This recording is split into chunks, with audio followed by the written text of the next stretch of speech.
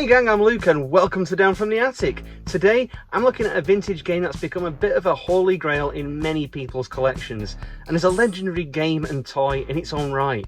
It's the electronic mechanical marvel from 1981, Milton Bradley's Dark Tower.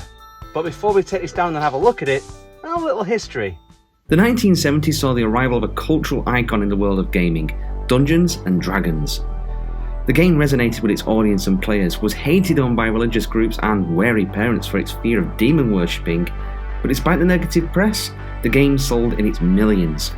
This caused the design team at Milton Bradley to sit up and take note, and gave them the idea to replace the Dungeon Master with an electronic counterpart, a digital villain that no one could quite predict. In 1980, Vince Arato, the guy who invented the popular Big Track toy, conceived the idea of a board game with an electronic foe that players could battle against.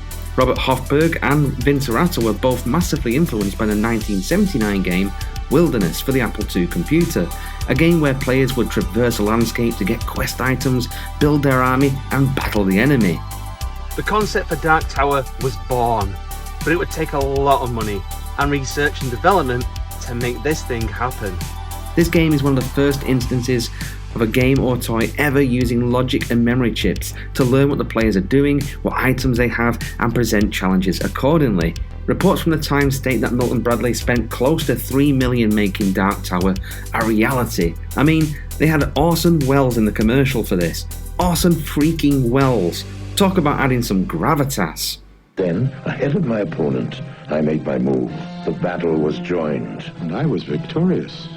Dark Tower. Dark Tower released in 1981 for the hefty price of $75, an expensive game for the time and unheard of for a board game. The price alone turned many customers away, but worst news for Milton Bradley was on the horizon. In 1980, Alan Coleman and Roger Burton presented their idea for a space travel themed board game called Triumph. The game featured an electronic brain that would track players' moves and present challenges. Milton Bradley weren't interested in Triumph. However, the next year at New York Toy Fair, Coleman and Burton were surprised to see Dark Tower at Milton Bradley's stand, and sued for intellectual theft and misappropriating trade secrets. Dark Tower. They won, and Milton Bradley paid out nearly $750,000. The large cost of production, the hefty price tag, and the subsequent lawsuit were the final nail in the coffin for Dark Tower, and it faded from public view. It's quite a sad story for such a creative endeavour from Milton Bradley. The 1-year window of release means that surviving copies come from this small period of time. Certain stores were ordered to cease selling copies, and this has only driven up the rarity of this game, coupled with finding a copy that actually still works. But hey, I've got one. So, first off, box art. And you can tell from this box that Milton Bradley pushed all the chips in on this. Artist Bob Pepper lent his talent to the art for this game, and this watercolour / stained glass window style is absolutely perfect for this game. I love this art style. The chrome logo really pops off the box, the tower silhouetted by the rainbow behind it, and the rear of the box really shows how incredible this game looks. Contents, and you'd better believe in a box this big, it contains a cornucopia of stuff.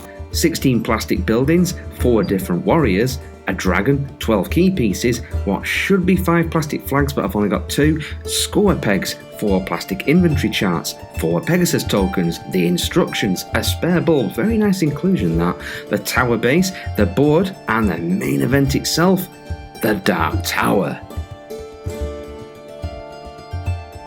Setup.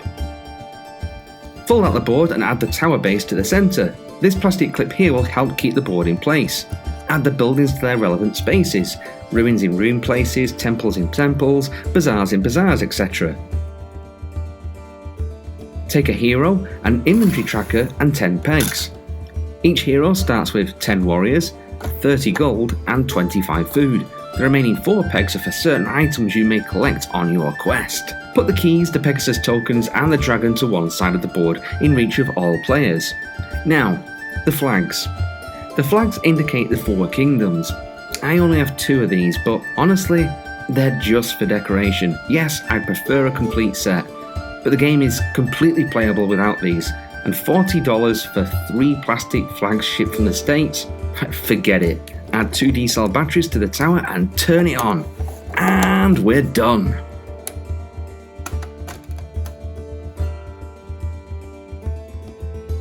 Presentation? Damn. Where to start here? This game looks phenomenal. The board is beautifully detailed. Each kingdom has its own landmarks, giant green crystals, looming mountains, mushroom forests, marshland. The fact that each hero has its own separate mould is a particularly lovely detail. The building's different shapes make it easy to discern which is which and where you're headed. A full-colour instruction manual details the backstory of the game. The production value for a game of this age is off the charts. But the true star of the show here is the tower itself, which absolutely dominates the board. And how it operates is a work of mad genius. Bob Pepper's art is printed on a clear drum within the tower. The tower rotates this drum round to the appropriate illustration window with these 3 bulbs, and illuminates the appropriate picture to communicate with you what it's doing. It's incredibly charming and massively innovative for its time, and I love how this looks. There's something quite magical about this. Added to this, the tower has sound effects and music via piezo speaker. Simple but effective, and it just adds to the charm. Above the window is a hidden LED numerical display. This again is used to communicate to the player how much for certain items, how many warriors, gold and food they're carrying, the strength of certain armies. It's a simple mechanism, but incredibly effective, and actually masks the complexity of the programming and design of the tower. Because it works so well, it's easy to overlook the effort here. Not me, however. As someone who dabbled in junior electronics as a kid, this thing is a marvel. In the game, an evil king has stolen the magical scepter and barricaded himself within the Dark Tower, guarded by his horde of vicious brigands. Whoever retrieves the scepter will be granted a kingdom as reward. However, 3 magical keys are required to enter the tower, each scattered across the 4 kingdoms. The race is on between questing heroes to retrieve the keys and lay siege to the tower to defeat the evil king and return the scepter. Build your army, battle foes, buy useful quest equipment, and forge allies to aid in your journey.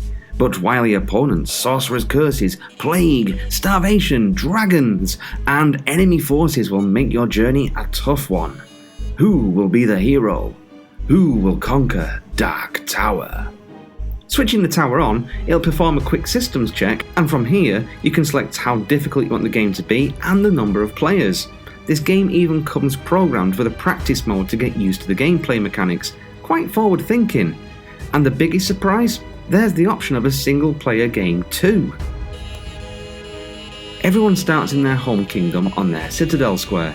As mentioned, you need to find 3 magic keys across the 4 kingdoms to gain entry into the Dark Tower. And trust me, the tower will not let you in without all 3. You will also never find a key in your home kingdom, so off you will embark on your quest. Players move anti-clockwise around the board hunting for the 3 keys, 1 key in each of the other 3 kingdoms, with the aim to make a full loop back to your home kingdom with 3 keys ready to attack the tower. On your turn you'll be doing one of 3 things: moving to an empty space, moving to a building, or crossing a frontier. The board is free and open for you to move whichever direction you wish. Novel for 1981. Movement, however, is 1 space at a time. When landing on an open territory, an area without a building, you press the move button. Moving can be as simple as just moving to that space and nothing happening. However, the tower can opt to trigger a number of events by moving. The tower may claim you're lost, forcing you to backtrack to your previous space, effectively missing a turn. The tower may also opt to make you contract plague, and this is a real stinker of a move. You'll continue to lose men until you can get a healer. Moving may also see you attacked by the dragon. A horrible screech will indicate it's attacked, and without the dragon sword, you'll lose a quarter of your warriors and gold. These aren't gone, the dragon is hoarding them, and if you're fortunate to have the dragon sword, you can strike him and in doing so, win all the golden warriors he's stolen off all players. It's a big help to your end goal when this happens. Dragon attacks allow you to place the dragon piece anywhere on the board. So even though you've been attacked and lost men and gold, You can use that dragon piece to block your opponent's progress. A lot of the time, you'll be attacked by brigands by moving, and you'll have to battle them. Battles are a very simple affair and kind of random. Your number of troops will be shown, then the number of brigands. A "dirty" sound indicates you successfully landed a blow on the brigands, and their number will decrease. A sound will mean that your warriors are dying, the brigands are slaughtering them. You can opt to retreat, but it's kind of like a wasted turn. You'll have to go back to the square you were on previously. Besting the brigands in a battle can actually have its rewards though. Brigands can drop gold, very useful in the bazaars. Battling the brigands is also how you'll find the 3 magic keys. Other useful items that they may drop are Pegasus tokens, a wizard who can curse opponents, and the dragon sword, their only defense against dragon attacks. So that's moving, and the perils that come with moving. Well, let's take a look at some of the locations on the board, starting with the bazaar. Pressing the bazaar button, you'll hear this little tune, and you can see the wares for sale in the markets: warriors, food, beasts, scouts, and healers. Warriors will add to your total warriors in your army. Food is important, very important, and shouldn't be overlooked. An army marches on its stomach, and yours is no different. You will need food to keep your warriors. Too little food, and your warriors will start to starve to death. The beast is capable of carrying your gold, 50 bags of gold to be precise. So, who's carrying your gold if you've not got a beast, I hear you ask? Well, your warriors. Each warrior can carry 6 gold, so 4 warriors, 24 gold is the max you can carry. But say you lose a warrior, well, you lose gold too, the gold they were carrying. So, warriors need food to stay alive, and alive warriors carry gold. However, having a beast will negate losing gold should warriors die. The scout can be purchased here too, and it'll make sure that you never get lost again. In fact, anytime you would get lost, your movement is now doubled. Handy. And plague? Well, that can be combated by getting a healer. So, visiting the bazaars is kind of essential really to get your army battle ready and allowing them to traverse the kingdom safely. However, you might not think that those prices are quite so fair. These are randomised from each turn. You can press the haggle button to hopefully reduce the price. You'll see the number go down at the top. However, get too greedy and bazaar closed. Tough luck. Landing on the sanctuary and pressing the button on the tower, it will chime. The sanctuary provides you with what you need the most. It can give you men, food or gold for free. A pretty useful place to go to. Moving on to tombs and ruins. These share the same button on the tower, so pressing this, you'll hear the door creak open. And one of 3 things can happen here. First, the place might be deserted, nothing happens. You might immediately find treasure. This can be gold, the dragon sword, a wizard, a magic key, or a Pegasus. However, brigands might be lurking in these buildings, requiring you to get treasure too from battling them. I've already covered the dragon sword, your only defense against dragon attacks, and once used, it disappears. If a Pegasus is gifted to you, take a token and add it to your trade in the slot here. Pegasus allows you to travel at any point in the game to any point on the board, very useful for quickly getting from kingdom to kingdom. Once used, return the token to the pile. A wizard may join your band and his gift to you is to curse another player, in secret. See, the base of the tower allows you to rotate the tower around to face you on your turn. So the pictures, items you acquire, keys you collect, how much gold you own, that information is secret to you. So when cursing a player, they won't know until their turn rolls round. I love this nasty streak in this game. So that's moving, building functions, and items of the game. Your quest is to collect the 3 keys and return to your own kingdom. Passing a frontier to another kingdom, you press the frontier button to let the tower know that you've moved into another kingdom.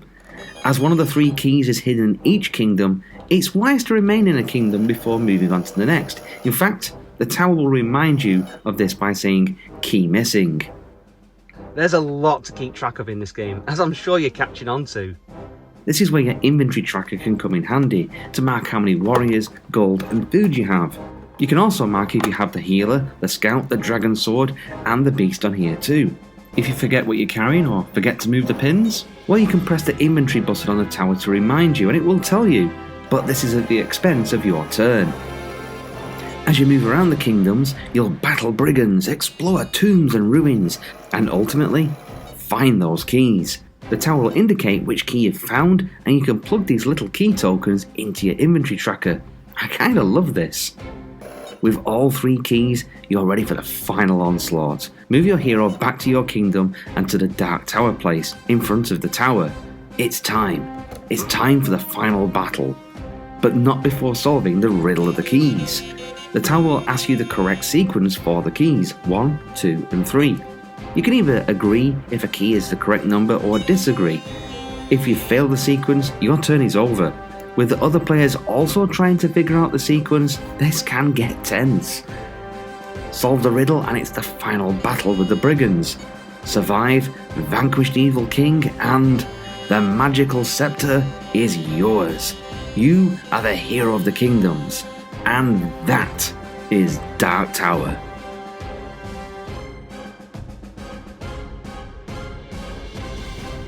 So, final thoughts? Playing this game, I can completely understand why this game has the cult following it does. To imagine what this game must have been like next to the competition in 1981, it must have been astounding to see this thing. The tower is charming. I love how the windows light up to communicate to the players. This thing has presence. From the tower centerpiece to the quality of the miniatures and the board, it's very well designed. As to be expected for a game of its age, it will play similarly each time. The quest is the same, the monsters are only ever going to be the brigands and the dragon, but how and where they attack will be randomised. For as technologically impressive as the tower is, inventory management is decidedly rudimentary in comparison. It really is down to you to keep track of everything and move those pegs accordingly. I do particularly enjoy the fact that each hero is out for their own. There's no shared glory here, no honour among thieves. It's one winner, and you'll be cursing each other, planting the dragon to block routes. There's a real nice vein of viciousness here, and the fact that the tower window only displays for the current player, there's a fun amount of secrecy to your move too. Choosing your course, which buildings you'll visit, what items you'll purchase, gives a surprising amount of choice to the player.